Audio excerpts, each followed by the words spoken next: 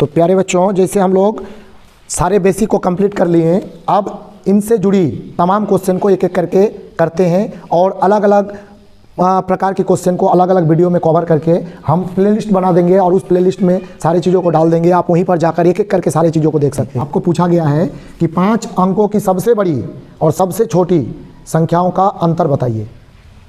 तो अगर आपको इस तरह का सवाल पूछे तो सब आप थोड़ा सा दिमाग दौड़ाना शुरू कीजिए।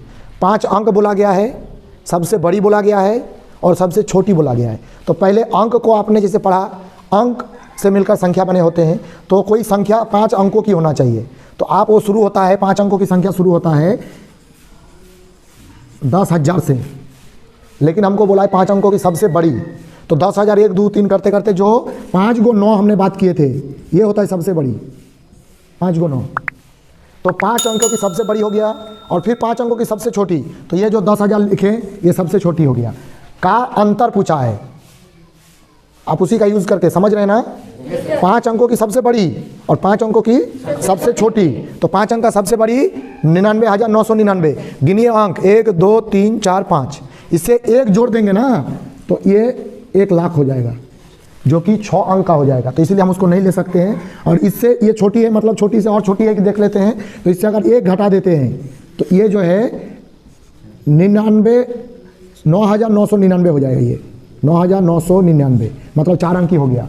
तो इससे पता चला कि इससे छोटी 5 अंक की और कोई नहीं है, इससे बड़ी और 5 अंक की कोई नहीं है। अब इतना तो पता चल गया। अब हमको समझना है कि इसका अंतर डिफरेंस इंग्लिश में बोलते हैं, हिंदी में अंतर। तो अंतर करना बड़ा इजी है। आप अंतर का मतलब होता है घटाना, तो घटा दीजिए।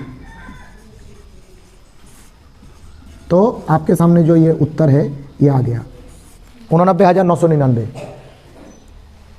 तो इस तरह से यहाँ एक सवाल हमने समझाए हैं। इस सवाल को लगातार आप दोहरा सकते हैं।